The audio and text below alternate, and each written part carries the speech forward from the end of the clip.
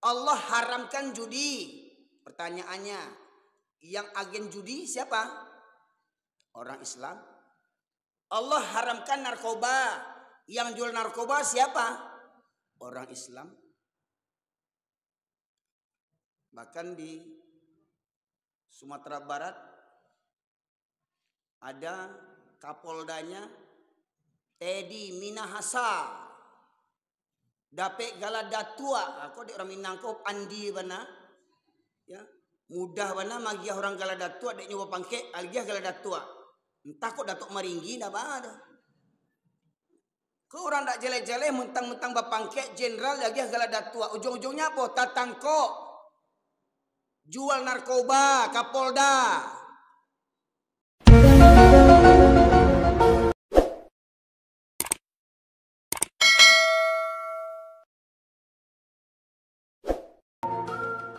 Assalamualaikum warahmatullahi wabarakatuh.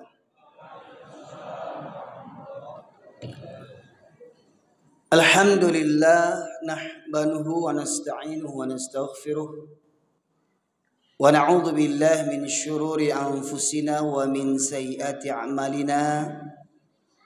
Man yahdihillahu fala mudilla lahu wa ma yudlilhu fala hadiyalah.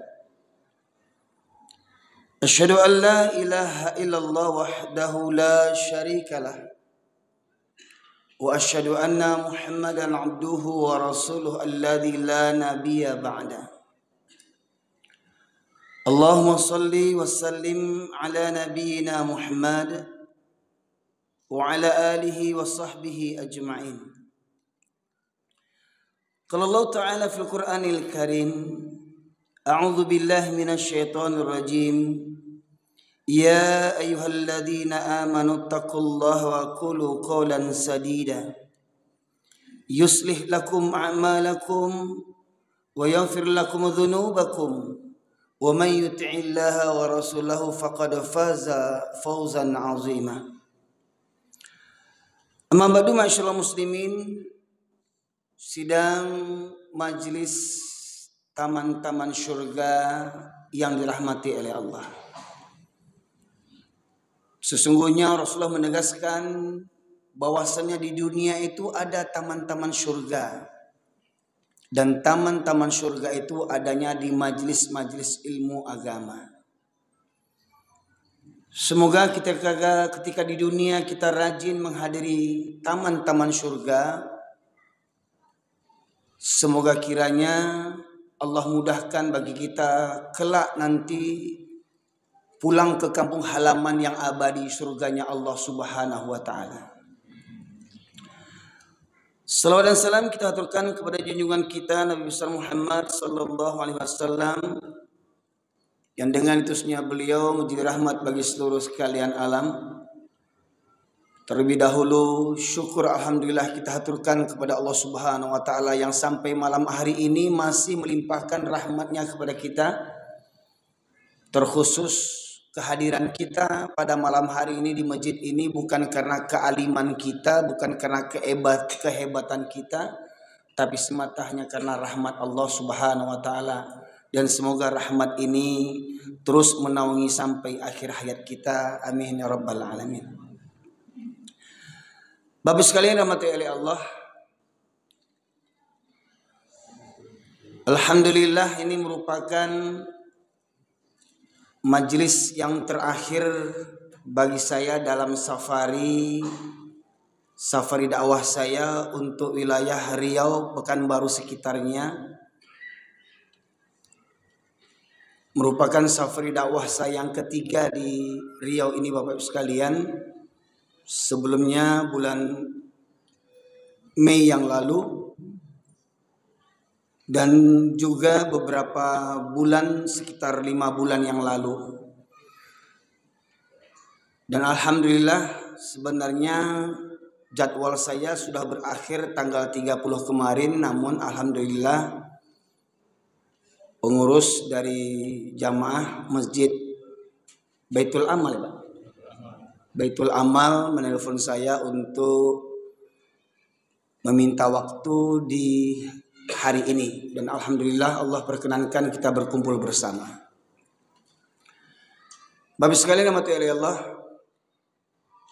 mungkin pada malam hari ini saya tidak perlu lagi ta'aruf, karena di antara jamaah-jamaah di sini mungkin ada yang pernah pergi ke musola tawadhu ya. Karena saya dengar kalau sudah ada majlis-majlis ilmu, jamaah tawadhu datang kemari, jamaah yang kemari datang ke tawadhu kalau ada kajian. Jadi mungkin bisa ikuti, dan kemudian ta'aruf saya mungkin bisa diikuti dari rekaman-rekaman teman-teman media yang senantiasa setia mendampingi saya dalam menebarkan dakwah ini. Sebagaimana tema yang sebenarnya saya angkat Bapak sekalian dalam tema safari dakwah ini adalah mengaku muslim tapi kok Tuhannya banyak. Kalau kita tahu orang muslim itu Tuhannya cuma satu, la ilaha illallah. Tapi nyatanya Muslim hari ini di zaman kita ini ternyata banyak Tuhannya. Ya. Oleh karena itu Bapak sekalian, dakwah yang paling utama yang Allah perintahkan kepada seluruh para nabi, ribuan nabi, dan yang wajib kita ketahui adalah 25 nabi dan rasul, semua inti dakwahnya sama. Seperti mana Allah tegaskan dalam surat An-Nahl ayat yang ke-36, A'udzubillahi minasyaitonirrajim. Wa laqad ba'atsna fi kulli ummatin rasulan an i'budullaha wajtanibut taghut. Dan sungguh telah kami utus untuk setiap kaum itu nabi-nabi agar menyerukan sembahlah Allah saja dan jauhilah taghut. Jadi Bapak sekalian, ada dua pilihan. Yang pertama, Tuhan yang hak, yang satu-satunya Tuhan yang hak yaitu Allah Subhanahu wa taala. Namun ada Tuhan yang batil. Kenapa ada Tuhan yang batil? Karena kalau orang beriman hanya bertuhankan kepada Allah. Allah waliyul ladzina amanu yukhrijuhum minaz zulumati ilan nur. Orang-orang beriman, Tuhannya itu Allah, walinya Allah, pelindungnya Allah, pemimpinnya Allah. Tapi orang-orang kafir itu walladzina kafaru awliya'uhumut taghut yukhrijunahum minan nuri ilaz zulumat. Ya. Bapak sekalian dirahmati Allah, perlu kali ini kita kembali menegaskan untuk bermuhasabah akan iman dan takwa kita. Karena Allah mengingatkan kepada kita dalam surat Al-Hadid, surat yang ke-57 ayat yang ke-16, Allah berfirman, A'udzubillahi minasyaitonirrajim. Alam ya'nil ladzina amanu an tahsha'a qulubuhum li dzikrillah wa ma nazzala minal haqq wa la yakunu kalladzina utul kitaba min qabl fatala 'alaihimul amadu faqasat qulubuhum wa katsirun minhum fasiqun. Belumkah datang masanya bagi orang-orang yang beriman agar tunduk patuh khusyuk hati mereka terhadap apa yang diturunkan Allah. Kalau bahasa kitanya bilojolai awak baiman ke Allah, bilojolai awak bertakwa kepada Allah. Bila pula lagi kita bertaubat kepada Allah? Sudah berapa umur kok dosa masih dikerjakan juga? Katanya Islam 7 keturunan, tapi sholat kapan maunya? Katanya Islam 7 keturunan, ya, mengaku lelaki muslim, tetapi malas datang ke masjid. Ya, kita mau beragama dengan yang enak-enak saja, kerja sedikit pahala banyak, masuk surga. Sesungguhnya surga itu tidak murah Pak Ibu sekalian, surga itu mahal. Bahkan kita membayarnya dengan darah. Dalam surat At-Taubah surat ke-9 ayat 111 Allah menegaskan, a'udzubillahi minasyaitonir rajim. Innallaha ashtara minal mu'minin anfusahum wa amwalahum bi anna lahumul jannah. Sesungguhnya Allah telah membeli bagi orang-orang beriman harta dan jiwa mereka. Maka daripada itu kita sering berikrar, inna solati wa nusuki wa mahyaya wa mamati lillahi rabbil alamin. Sesungguhnya salatku, ibadahku, hidup dan matiku hanya untuk Allah Rabbul alamin. Nah, Bapak sekalian rahmati Allah, dalam surat An-Nahl tadi Allah menegaskan perintah kepada para nabi untuk menyerukan kepada umatnya agar menyembah Allah semata dan menjauhi tauhid.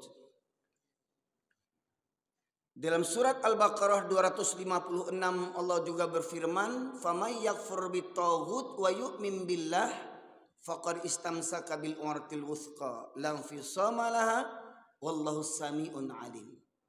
Barang siapa yang ingkar kepada tauhid dan beriman kepada Allah, maka ia telah berpegang kepada tali buhul yang amat kuat yang tidak akan terputus. Maknanya mereka tidak akan tersesat dalam hidup ini. Nah, Bapak sekalian, langsung saja kita bahas sekilas secara bahasa makna daripada tauhid, artinya melampaui batas. Segala sesuatu yang melampaui batas kadarnya. Dan kita langsung akan membahas beberapa Tuhan yang batil selain daripada Allah Subhanahu wa taala. Adapun gembongnya tauhid, Bapak sekalian, Allah tegaskan dalam surat Yasin surat ke-60 ayat 36 Allah berfirman, a'udzubillahi minasyaitonir rajim. Alam a'had ilaikum ya bani Adam alla ta'budu syaitan innahu lakum aduwwum mubin.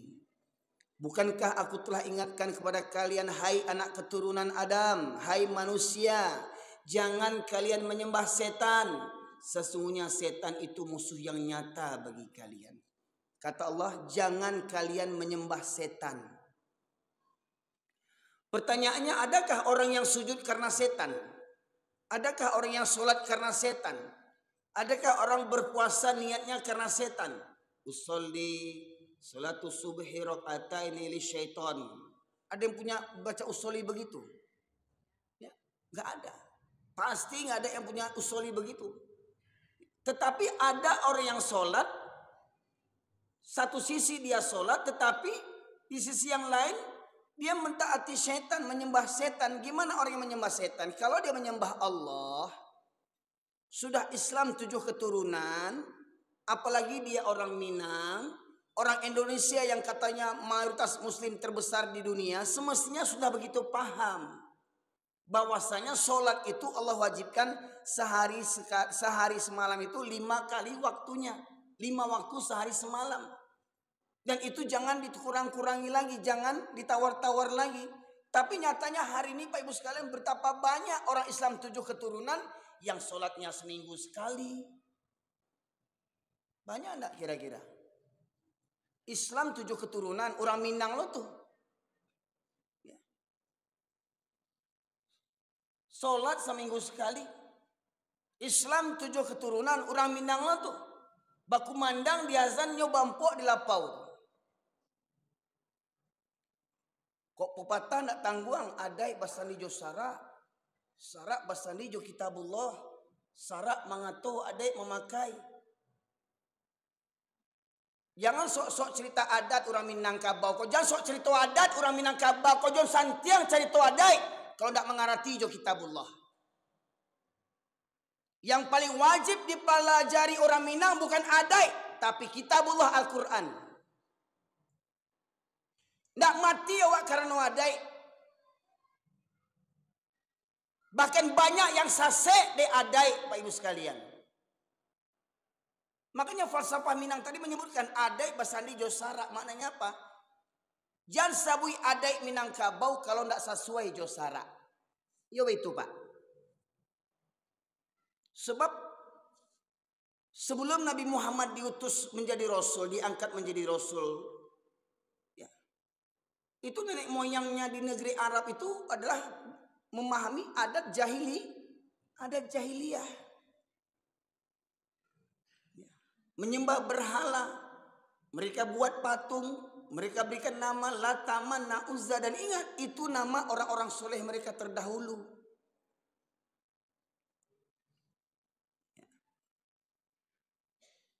Nah, Bapak sekalian dirahmati oleh Allah.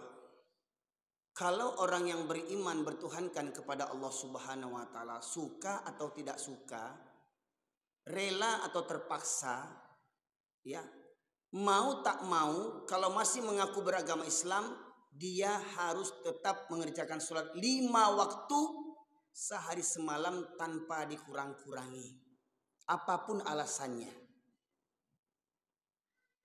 Karena kita semua sudah belajar, orang sakit saja wajib sholat. Tidak bisa berwudu boleh tayamum. Tidak bisa sholat berdiri boleh duduk. Tidak bisa sholat duduk boleh berbaring. Tidak bisa berbaring, sudah berbaring, tidak bisa mengangkat tangan untuk takbir, boleh dengan isyarat, dengan kedipan mata. Maknanya apa? Ketika sakit pun orang Islam tidak akan pernah meninggalkan sholat. Malangnya Pak, hari ini banyak orang Islam ketika sakit malah tak sholat. Banyak enggak? Coba cek di rumah sakit Pak Ibu sekalian. Berapa banyak orang yang terbujur kaku, terbujur terbaring di rumah sakit, mengaku beragama Islam tapi malah tak sholat. Semestinya dengan sakit itulah dia semakin dekat kepada Allah. Tetapi malah dia lebih jauh kepada Allah Subhanahu wa taala. Padahal dia mengaku Islam 7 keturunan. Apa dia tidak tahu itu? Jadi kalau ada orang Islam, mau orang Minang, mau orang Jawa, mau orang Indonesia, mau orang Afrika, sholat seminggu sekali, pada hakikatnya mereka tidak bertuhankan kepada Allah. Ketika mereka tidak sholat, maka siapa yang mereka taati? Siapa yang mereka sembah? Syaitan. Tidak ada yang lain. Pasti dia menyembah setan. Gimana menyembah setan? Mentaati setan. Gimana caranya? Alah, ngapain sholat? Tuh, garin imam rajin sholat. Nggak kaya-kaya juga nya. Tuh lihat tuh tetangga sebelah tuh. Karajo, Bampo, main chip, korupsi, bazina, kayojonya. Batambah anaknya, batambah bininya.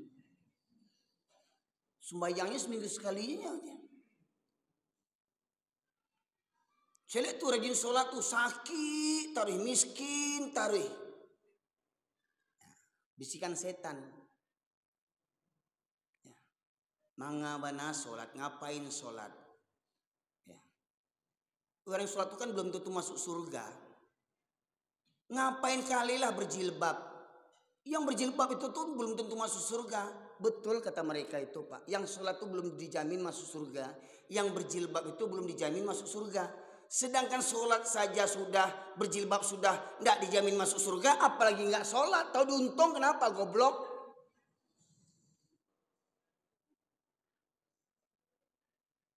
Orang yang sholat disasek-sasekkannya. Alah sok alim, sok suci. Orang sholat sok alim, sok suci. Lah kamu tuh sok kafir.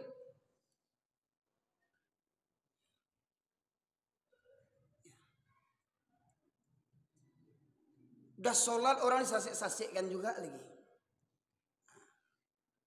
Ini wajar Pak Ibu sekalian. Kenapa orang yang ahli maksiat itu benci kepada orang-orang yang beribadah? Nanti kita akan mudah-mudahan sampai waktunya kita bahas itu Pak Ibu sekalian. Jadi yang pertama, yang banyak disembah manusia bahkan orang Islam hari ini adalah mereka menyembah setan. Allah haramkan judi. Pertanyaannya, yang agen judi siapa? Orang Islam. Allah haramkan narkoba. Yang jual narkoba siapa? Orang Islam. Bahkan di Sumatera Barat ada Kapoldanya Teddy Minahasa Dape gala datua, aku di orang Minang ko pandi bana, ya mudah bana magia orang gala datua, dek nyoba pangke, algiah gala datua, entah kok datuk maringgi dah ada. Kau orang tak jele-jele mentang-mentang bapangke jenderal lagi gala datua, ujung-ujungnya apa? Tatangko, jual narkoba, Kapolda, itu lo kemenang kau orang tu, inyo kemenang kau orang, inyo lagi narkoba. Jadi jangan haraplah narkoba ini bisa diberantas Bapak Ibu sekalian.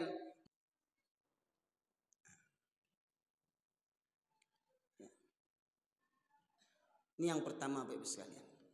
Semua itu setan yang membisikkan. Allah perintahkan sholat, mereka malah tak sholat. Allah haramkan judi, malah mereka berjudi. Ya. Jadi maknanya mereka mentaati setan. Yang kedua, yang banyak menjadi Tuhan bagi orang-orang manusia, khususnya orang Islam bahkan, adalah hawa nafsu. Ya. Allah tegaskan dalam surat Al-Furqan surat ke-25 ayat 43, A'udzubillahi minasyaitonirrajim. Ara'aita man ittakhadha ilahahu hawahu afa anta takunu alaihi wakila.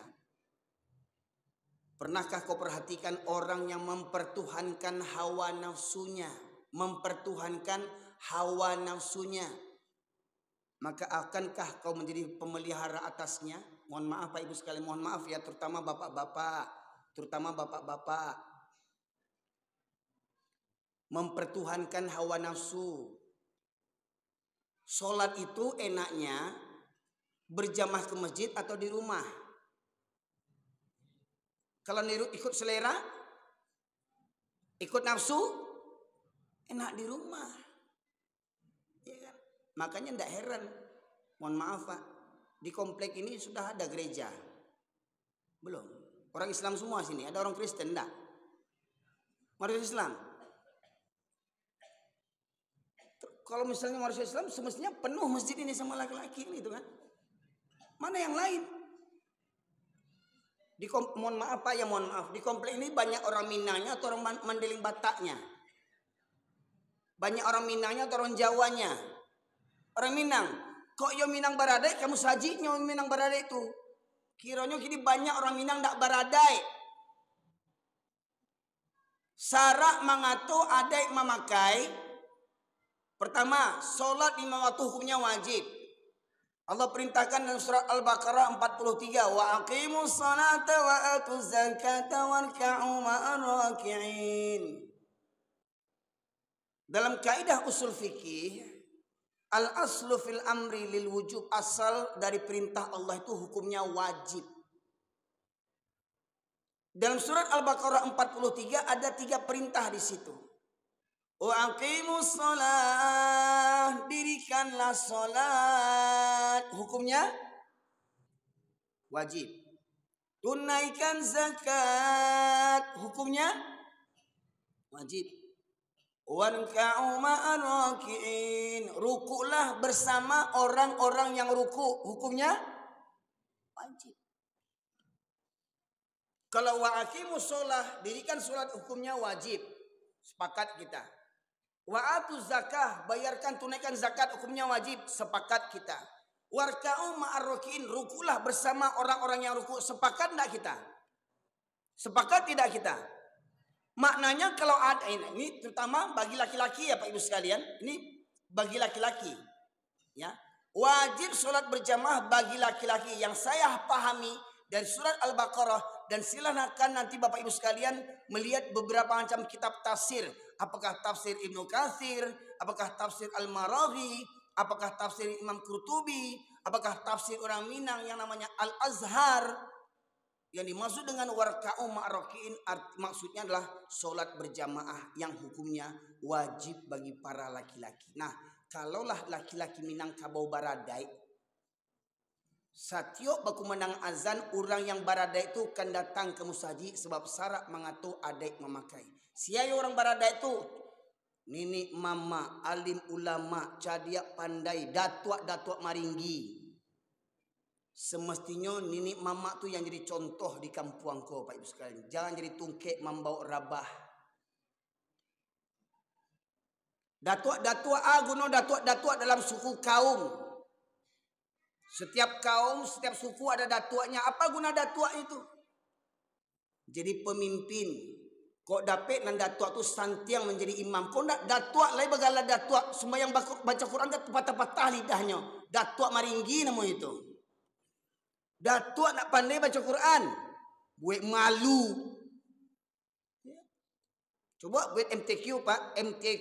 MTQ antar datuk suku. Coba saya lihat. Datuk saya yang santiang baca Quran. Datuk orang Tanjung atau datuk orang Mandailing? Amma ambo suku Tanjung, ayah ambo suku Mandailing. Kau nak MTQ anak-anak, remaja, coba nenek mama tu buat MTQ untuk nenek mama. MTQ tingkat nenek mama, abaranya santiang nenek mama baca Quran.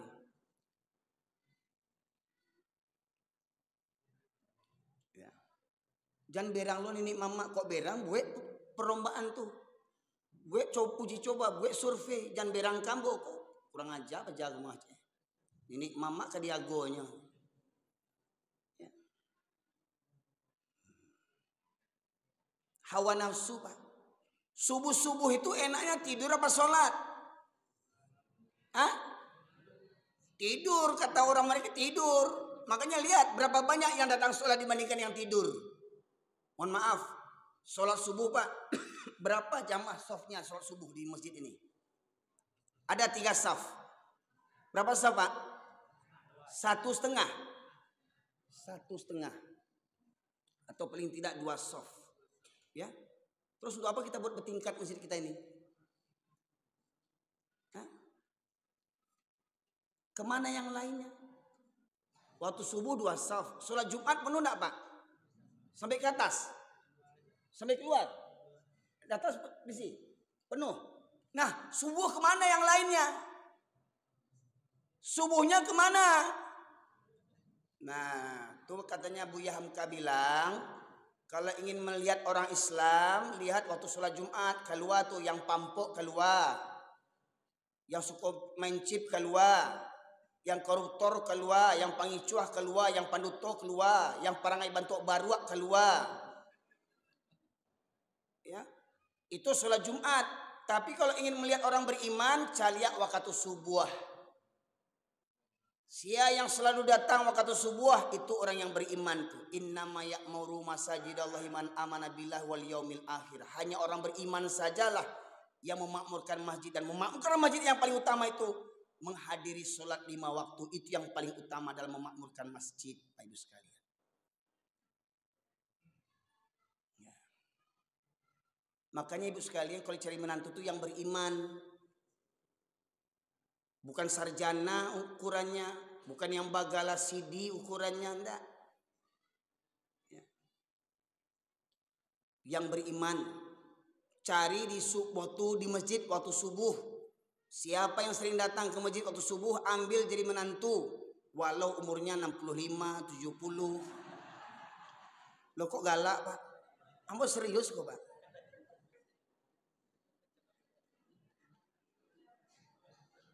Coba survei nanti subuh. Atau subuh kemarin. Berapa rata-rata usia yang hadir ketika subuh berjamaah? 50 KT. Ya. Yang muda-mudanya mana? Lalu anak siadu, anak awak, siain duanya. Patuilah.